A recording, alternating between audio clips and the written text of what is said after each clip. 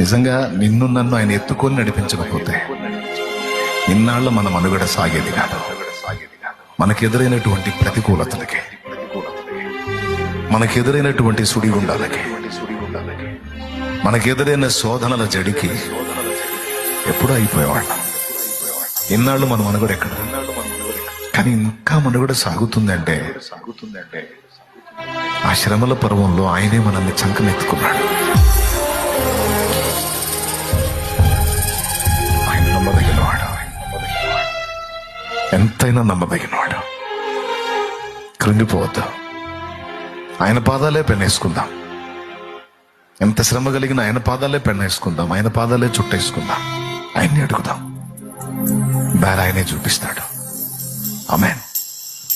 ఊపిరున్నంత వరకు పోరాడదాం దేవునితో.